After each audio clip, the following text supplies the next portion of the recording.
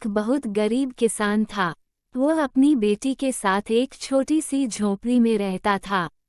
उसके पास खेती करने के लिए इतनी कम जमीन थी कि उसकी फसल को बेचकर उसे बिल्कुल थोड़े से रुपए मिलते थे। उन रुपयों से वे लोग ठीक से खाना भी नहीं खा पाते थे। वह राजा के पास अपनी समस्या लेकर गया।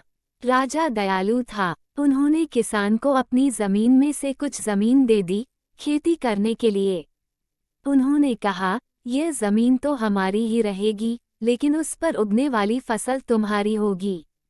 किसान ने राजा को बहुत बहुत धन्यवाद दिया। एक दिन वो खेत की जुताई कर रहा था, तभी उसका हल किसी कठोर चीज से टकराया।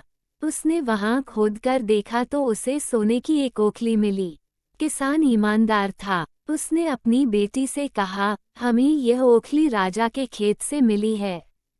जिसकी जमीन है उसी की यह ओखली भी है, इसलिए हमको इसे राजा को लौटा देना चाहिए।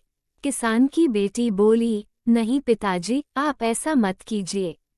आपको सिर्फ ओखली मिली है। यदि राजा ने आपसे इसकी सोने की मूसल भी मांगी तो आप क्या करेंगे? आप इस ओखली को अपने ही पास रखिए। लेकिन किसान को ये बात ठीक नहीं लगी। वह बोला, जो चीज हमें मिली ही नहीं उसे मांगने का कोई अधिकार नहीं है। वह राजा के पास ओखली लेकर पहुंचा, लेकिन दरबार में ठीक वैसा ही हुआ जैसा कि किसान की बेटी ने सोचा था। राजा ने सोचा कि किसान ने लालचवश मूसल अपने पास रख ली है। किसान बेचारा सोने की मूसल कहाँ से लाकर देता। नतीजा ये हुआ कि किसान को जेल में डाल दिया गया। जेल में न उसे ढंग से खाना मिलता था, न पानी। किसान को ऐसी गलती की सजा दी गई थी जो उसने की ही नहीं थी। वह खाए पिए बिना निढाल हो गया। लेटे लेटे वह रोता रहता था और कहता था, बेटी की बात मानी होती। काश मैंने अपनी बेटी की बात मानी होती। एक दिन राजा ने उसे ऐसा कहते हुए सुन लिया। उन्होंने किसान से पूछा कि वह ऐसा क्यों कह रहा है। तब किसान ने राजा को पूरी बात बताई। राजा को अपनी गलती का एहसास हुआ। किसान को तुरंत छोड़ दिया गया।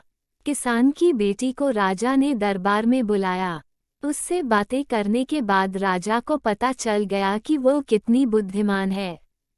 किसान की बेटी को राज्य के खजाने का मंत्री बना दिया गया।